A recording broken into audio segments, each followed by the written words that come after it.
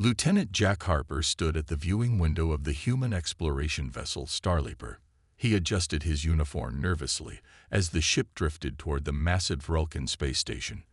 This was his first diplomatic mission, and he didn't want to mess it up. "All junior officers report to Shuttle Bay 3, commanded a voice over the intercom. Jack hurried through the corridors. The Vulcans were known throughout the galaxy as fierce warriors, standing 8 feet tall with 4 muscular arms and natural armor plating on their bodies. They had never before allowed humans onto their home station. "Harper, over here," called Amy Reyes, the human ambassador. She was surrounded by 5 other officers. "Remember, follow my lead and speak only when spoken to. The Vulcans value strength, but they also value respect." The shuttle ride to the station was quiet. Jack looked at the datapad in his hands, reviewing what little information they had about Vulcan culture. Their technology was advanced, especially their weapons. They were territorial and proud. When the shuttle docked, Jack felt his heart beat faster. The airlock hissed open, and they stepped into the station. The ceiling was much higher than on human ships. The lighting was dim and reddish, making it hard to see clearly. 6 Vulcans waited for them.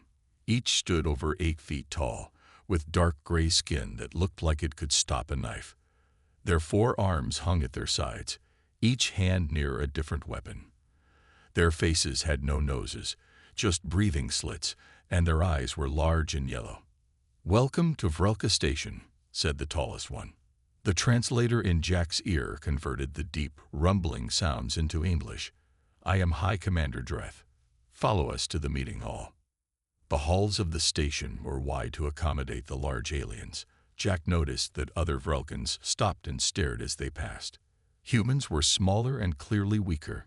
Jack wondered if they looked like children to the giant warriors. The meeting hall was a large room with a round table in the center.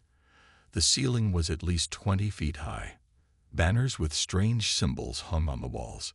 Jack guessed they were military honors or clan markings. Ambassador Reyes began the formal greetings while Jack and the other junior officers stood at attention against the wall.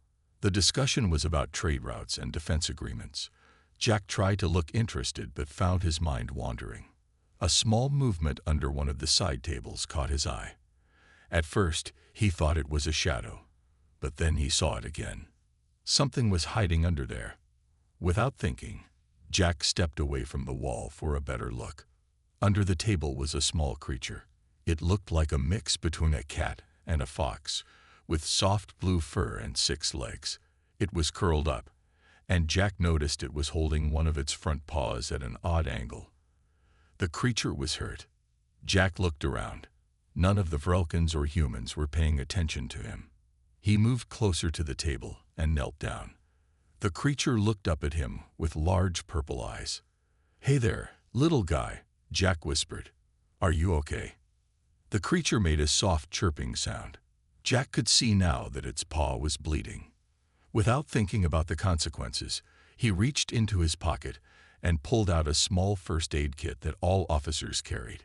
He opened it and took out a small bandage. "Let me help you," Jack said softly. As he reached for the injured paw, he suddenly realized the room had gone completely silent. Jack looked up to see everyone staring at him. The Vulcan's yellow eyes were wide with what looked like shock. The door to the meeting hall burst open. A massive Vulcan warrior stormed in. This one was different from the others. He wore heavy armor covered in strange markings. Where the other Vulcans carried 1 or 2 weapons, this one had at least 6 visible guns, blades and devices Jack couldn't identify. The warrior's yellow eyes locked onto Jack, who was still kneeling by the table with the bandage in his hand. The room temperature seemed to drop 10 degrees. "What?" growled the warrior, his translated voice deep and threatening. "Are you doing with my soft singer?" Jack froze in place, the bandage still in his hand.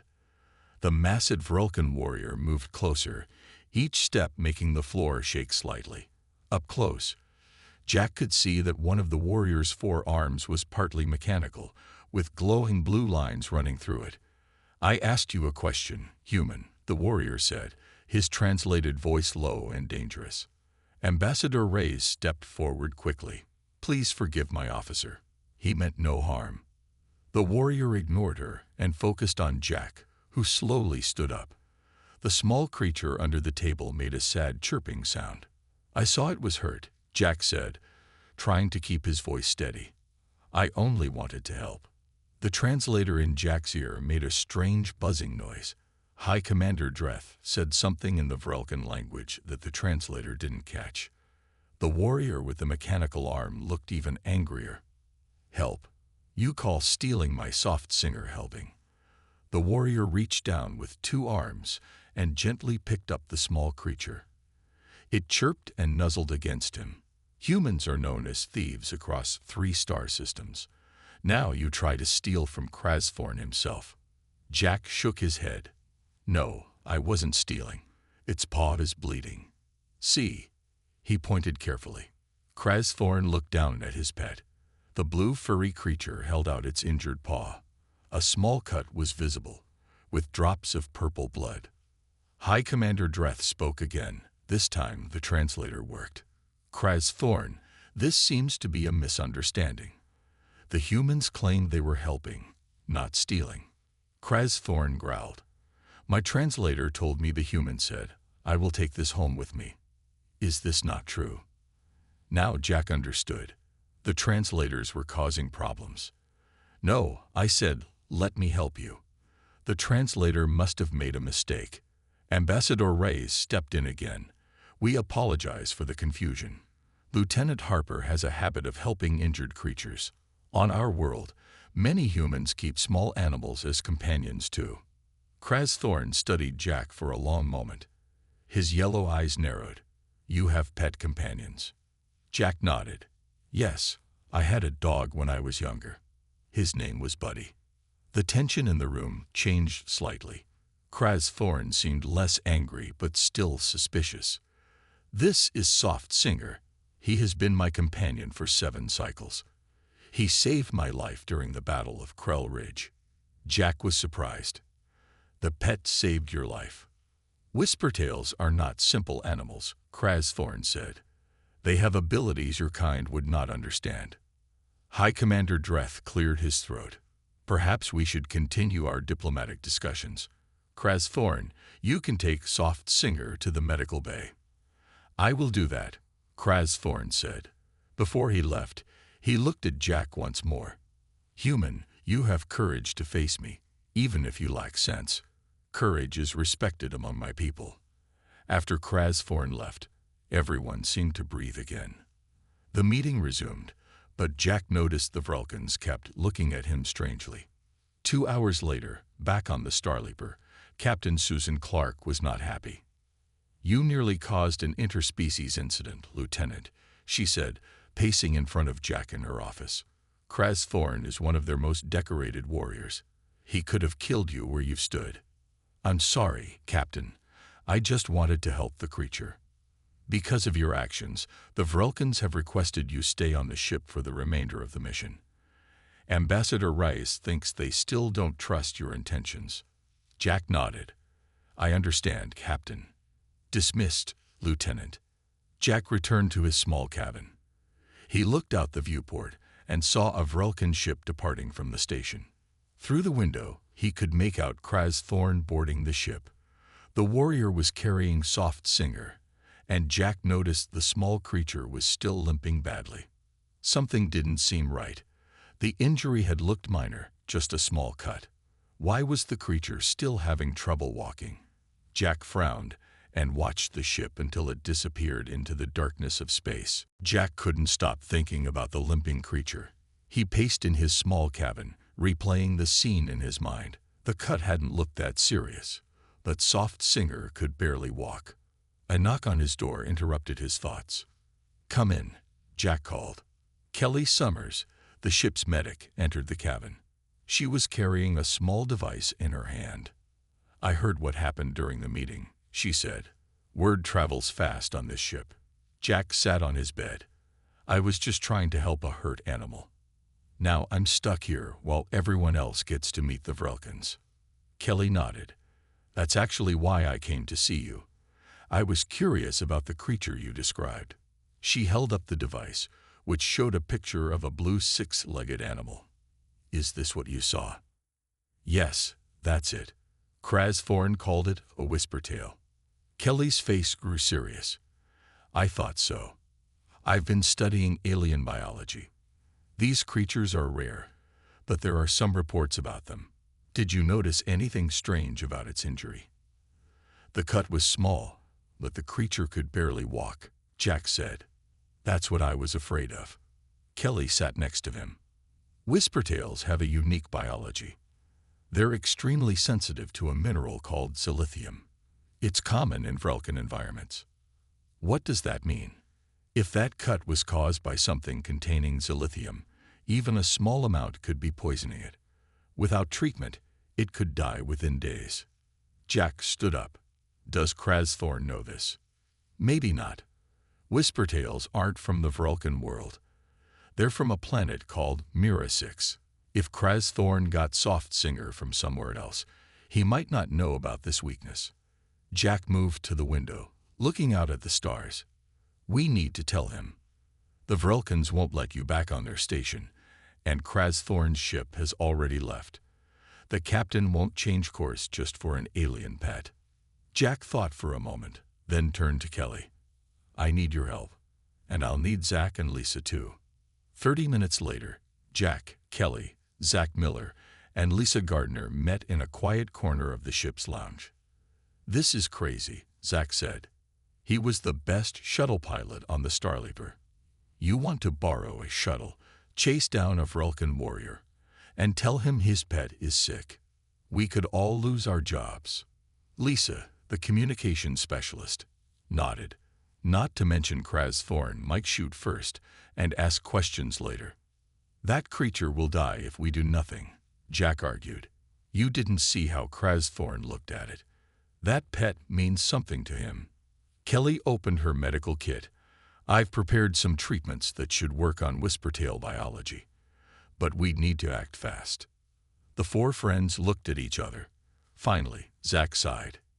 I'm in, he said, but we'll need to be smart about this. I can get us a shuttle for a supposed maintenance check. Lisa, can you track Thorn's ship? Lisa nodded. I recorded its signature when it departed. I should be able to follow its trail. This could end very badly, Kelly warned. But I can't let that creature suffer if I can help it. 2 hours later, they were ready. Using Zach's authority as a senior pilot, they signed out a small shuttle for a routine system check. Lisa had located Thorn's ship heading toward a place called Crimson Hub. Kelly had packed medical supplies, and Jack had written a note explaining their absence, to be delivered to Captain Clark after they were gone. As they prepared to board the shuttle, Jack looked at his friends. Last chance to back out. I won't blame any of you. No one moved. Zach grinned. Let's go save an alien kitty cat. They boarded the shuttle and launched, leaving the Starleaper behind. Less than an hour later, Captain Susan Clark received Jack's note. Her angry voice echoed throughout the bridge. They did Voyage 8. The shuttle moved through space, following the trail of Thorn's ship. Zach handled the controls with ease, while Lisa worked at the communications station. Jack and Kelly sat in the back, reviewing information about whispertails on a tablet. According to this, whispertails were once used by miners to detect dangerous gases, Kelly said. Their sensitivity to certain minerals made them valuable. Jack nodded. That might explain how it saved Thorn's life. Lisa turned from her station. I found something about Thorn. You might want to see this. They gathered around her screen. A Vrelkin military record appeared, translated into English. Thorn, elite commander of the 3rd Battle Fleet. Lisa Reed, survivor of the Krell Ridge Massacre.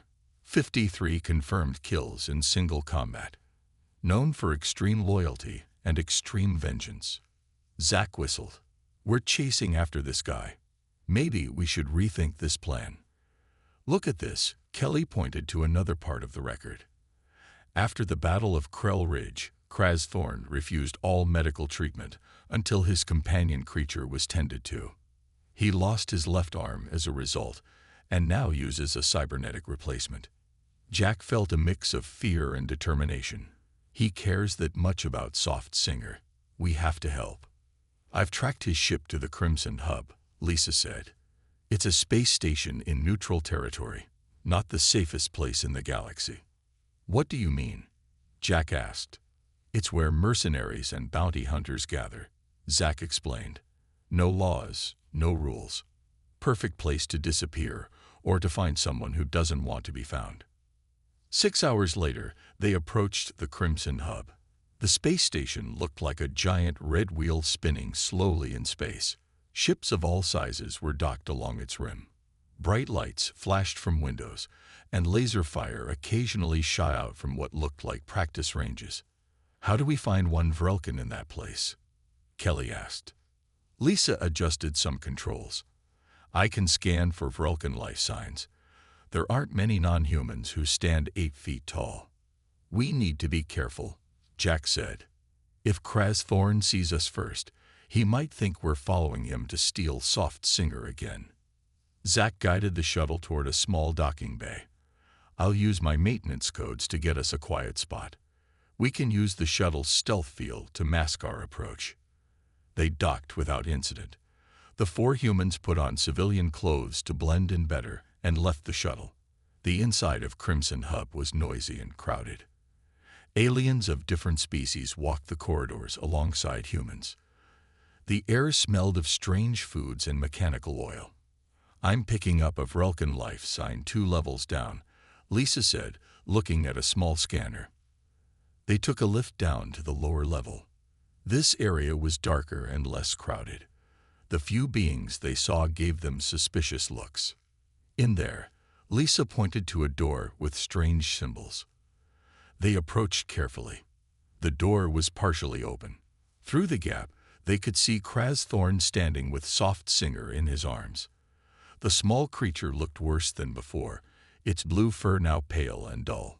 Kraz Thorn was talking to another alien, this one short with green skin. What are they saying? Jack whispered. Lisa listened carefully. The green one is a doctor of some kind. He's saying he won't treat Soft Singer because Kraz Thorn's clan killed his brother in the war of something I can't translate.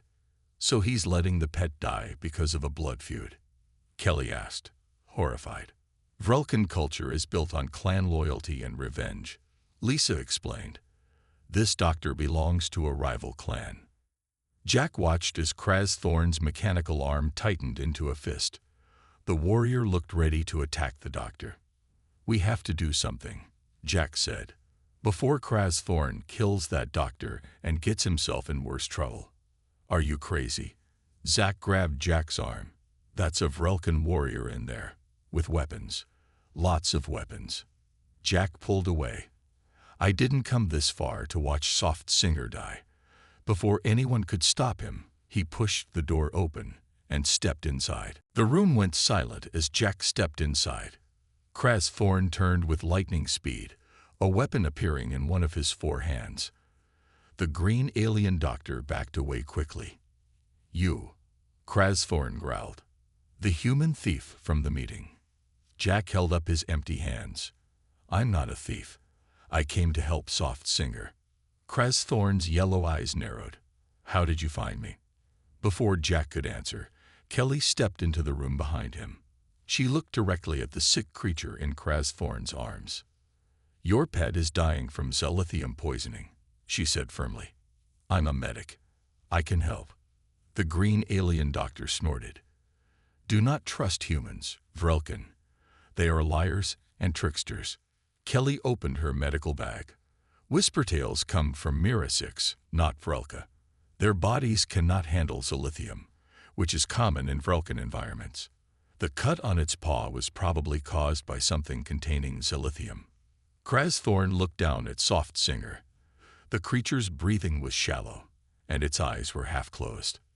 Why would you help us? Kraz Thorn asked, still suspicious. Jack took a careful step forward. On our world, many of us feel strongly about helping animals, especially ones that are special to someone. Lisa and Zack entered the room now too. Lisa spoke carefully in the Vrelkan language, using words she had studied on the trip. Kraz Thorn seemed surprised to hear his own language from a human. "We risked much to follow you," Lisa finished in English. "Our captain will likely punish us when we return." Kraz Thorn was silent for a long moment. The Green Doctor used this time to slip out of the room, casting angry looks back at them. Finally, Kraz Thorn lowered his weapon. "If Soft Singer dies, nothing else matters. You may try to help him." Kelly approached slowly and examined the small creature. She took out several devices and scanned Soft Singer's body. "Just as I thought. Zelithium poisoning. It's spreading through its system." She prepared a small injection. "This should neutralize the poison, but we need to treat it soon." Jack felt relief wash over him. They had made it in time. Then a loud alarm began to sound throughout the station. "What is that?" Jack asked. Kraz Thorn's posture changed immediately. He handed Soft Singer carefully to Kelly and moved to a small screen on the wall. What he saw made him growl deeply. "Clan Vraga warriors. They have found me." He turned to the humans. "The Doctor has betrayed us. He called my enemies." "Who are Clan Vraga?" Zack asked. "Blood enemies of my clan for 3 generations. They hunt me across the stars." Kraz Thorn checked his weapons. "They will kill anyone with me. You should leave now." Kelly cradled Soft Singer. "I need at least 20 minutes to complete this treatment. We can't move him yet." Kraz Thorn looked at the small creature, then at the humans. "Then we fight. But you will die. Humans are not warriors like Vrelkans." Jack straightened his back. "We're tougher than we look, and we didn't come this far to run away." A smile appeared on Kraz Thorn's face, showing sharp teeth. "Perhaps there is more to humans than I thought." He reached into a compartment and pulled out several weapons. He handed a small laser pistol to Jack. "Do you know how to use this?" Jack took the weapon. "Point and shoot, right?" Kraz Thorn made a sound that might have been a laugh. "Simple enough." Lisa checked her scanner. Multiple large life forms moving this way. At least 6 of them. "Vraga warriors," Kraz Thorn confirmed. "They will show no mercy." Zack looked nervously at the door. "What's the plan?" "Kelly treats Soft Singer," Jack said. "The rest of us protect them until it's done." Kraz Thorn nodded in approval. "For a small species, you have large courage." The sound of heavy footsteps grew louder in the corridor outside. Kraz Thorn moved to one side of the door, weapons ready. Jack took position on the other side, the unfamiliar pistol feeling heavy in his hand. "Here they come," Kraz Thorn said quietly. "Stand firm, human allies." The door exploded inward with a flash of light. Jack ducked as pieces of metal flew past him. Through the smoke, he saw large shapes moving. They were Vrelkans like Kraz Thorn, but their armor was black with red markings. "Vraga clan," Kraz Thorn shouted. He fired 2 weapons at once from his 4 arms. Jack aimed his pistol and fired. The weapon kicked more than he expected, but his shot hit one of the warriors in the shoulder. The Vrelkan barely flinched. "Their armor is too strong for small weapons," Kraz Thorn called. "Aim for the joints." Zack had taken cover behind an overturned table. "This is insane. We're not soldiers." Lisa crouched near Kelly, who continued working on Soft Singer. "How much longer?" Lisa asked. 10 more minutes at least," Kelly replied, focusing on her medical tools. "Don't let them near us." 2 Vraga warriors pushed into the room. They were just as tall as Kraz Thorn, but broader. One carried a weapon that looked like a large cannon. "Kraz Thorn," one of them bellowed. "Today your clan loses its greatest warrior." Kraz Thorn moved with surprising speed for his size. He jumped forward and engaged both warriors at once. His mechanical arm blocked a blow that would have crushed a human skull. Jack fired again, aiming for the knee joint of the warrior with the cannon. This time his shot found its mark. The warrior stumbled, and Kraz Thorn used that moment to strike him down. But more Vraga warriors were coming. Jack counted at least 4 more in the hallway. "We need a plan," Zack shouted over the noise. "We can't hold them off forever." Jack looked around the room. His eyes fell on a panel in the wall labeled with symbols he didn't understand. "Lisa, what does that say?" He pointed. Lisa squinted at the symbols. "I think it's an environmental control system." Jack had an idea. "Can you change the air composition in this section?" Lisa moved to the panel. "Maybe. What are you thinking?" "Vrelkins breathe differently than humans, right? Maybe we can adjust the air to something that slows them down but doesn't hurt us." Lisa worked quickly on the panel while Jack and Kraz Thorn continued fighting off the Vraga warriors. Kraz Thorn was amazing to watch. He used all 4 arms in perfect coordination, blocking attacks and striking back with fluid movements. "Got it," Lisa called. "Increasing nitrogen levels and reducing oxygen. It should make them sluggish while we can still function." A few moments later, the Vraga warriors' movements began to slow. Their breathing became labored through their breathing slits. Kraz Thorn was affected too, but less so. "Clever humans," Kraz Thorn said, his voice trained. "My cybernetic systems are compensating." Kelly looked up from her work. "Soft Singer is stabilizing. The antidote is working." One of the Vraga warriors, seeing they were losing the advantage, aimed his weapon at Kelly and the small creature. "No," Jack shouted. He jumped in front of Kelly without thinking. The warrior fired. Jack felt a burning pain in his side as the shot grazed him. He fell to one knee but stayed in front of Kelly. Kraz Thorn roared with fury. He charged the warrior who had fired, grabbing him with all 4 arms and throwing him bodily against the wall. "You protect Soft Singer with your life," Kraz Thorn said to Jack. "A debt is owed." The remaining warriors began to retreat, struggling against the altered air. Kraz Thorn did not pursue them. Instead, he moved to Jack's side. "You are injured," he said, examining Jack's wound. "But you will live. Humans are stronger than they appear." Kelly finished her treatment, and Soft Singer's eyes opened fully. Its blue color was returning to normal.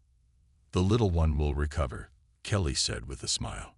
Soft Singer chirped and looked at Jack. Then, to everyone's surprise, it jumped from Kelly's hands and moved to Jack. It touched his wound with one of its 6 paws. A warm sensation spread through Jack's side. The pain began to fade. "What's happening?" Jack asked in wonder. Kraz Thorn watched with interest. "This is why Whisper Tales are special. They can heal those they choose. Soft Singer has accepted you as a friend." Lisa's scanner beeped urgently. "We've got more problems.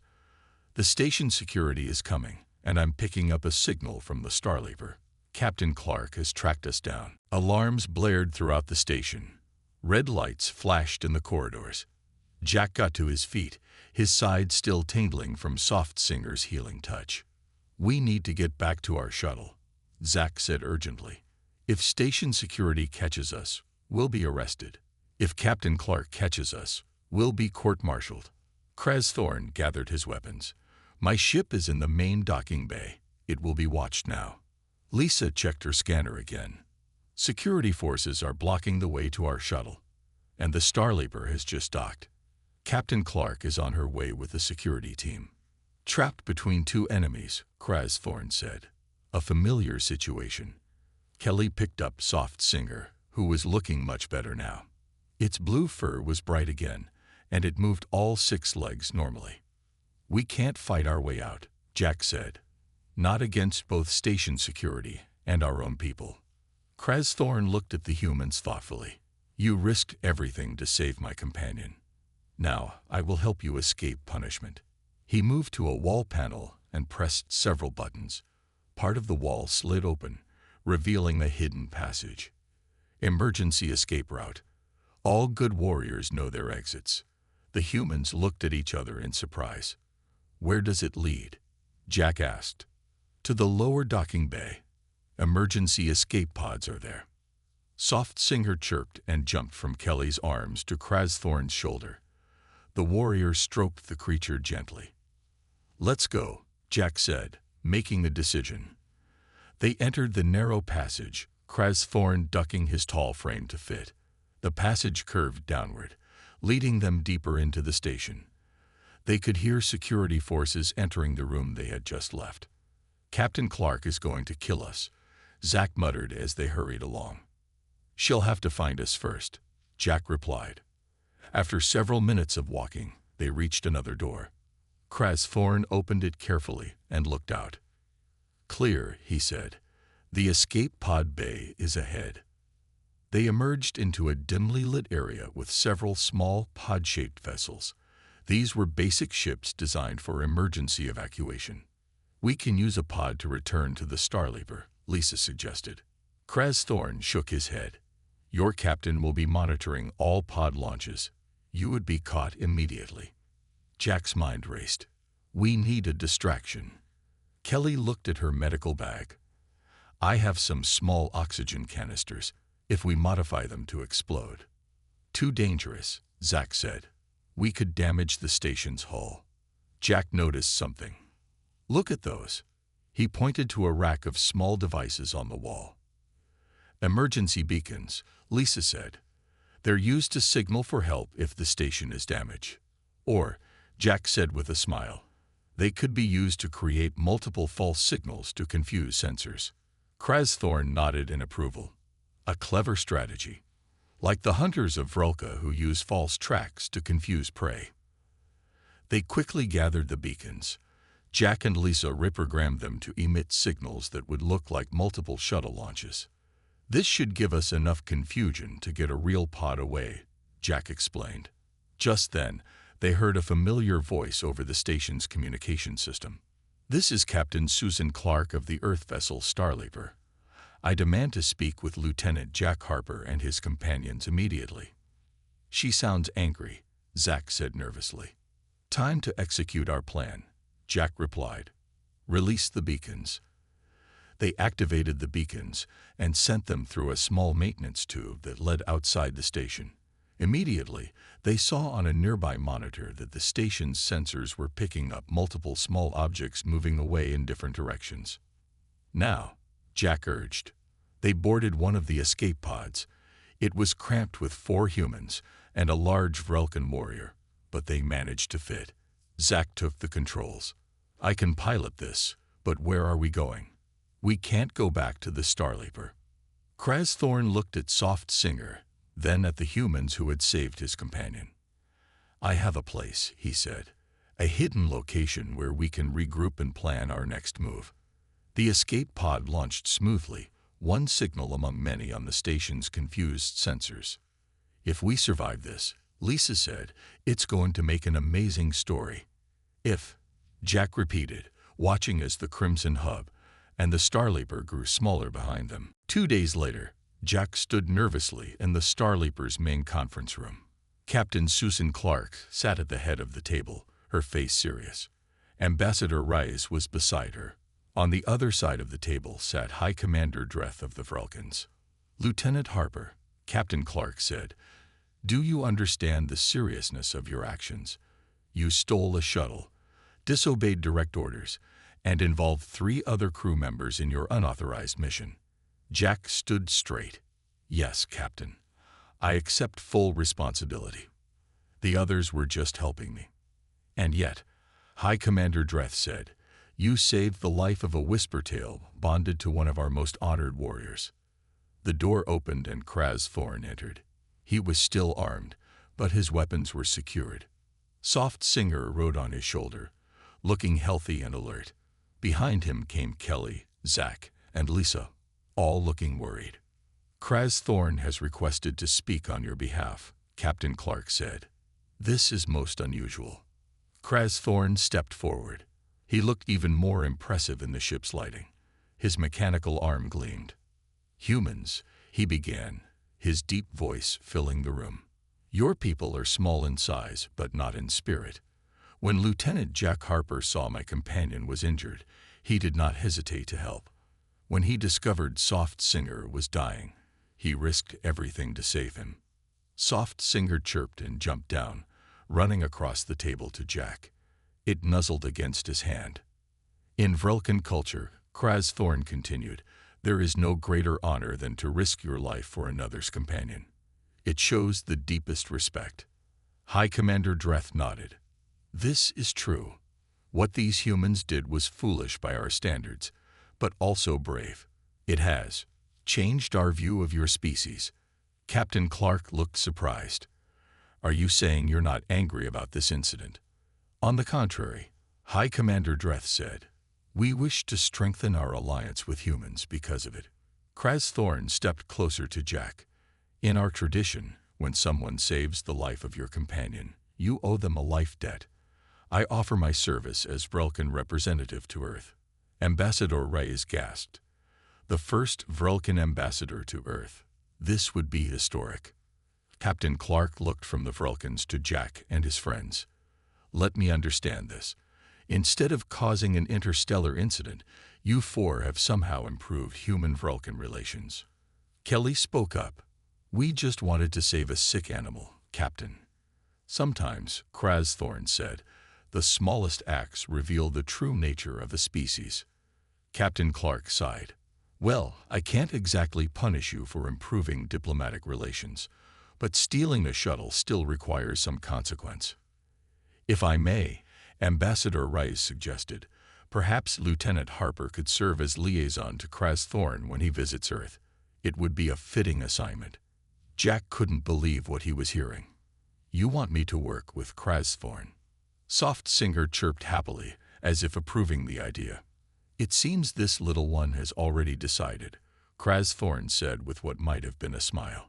3 months later, Jack stood in the Earth Embassy's main hall. People and aliens moved around the room, talking in small groups. In one corner, Kelly was explaining human medical practices to a group of interested Vrelkans. Zach and Lisa had returned to the Starleaper, but with promotions instead of punishments. Jack adjusted his new uniform. As Earth Vrelkan liaison, he had more responsibilities now. Soft Singer sat on his shoulder, occasionally chirping comments that only he seemed to understand. Across the room, Kraz Thorn was speaking with Earth officials.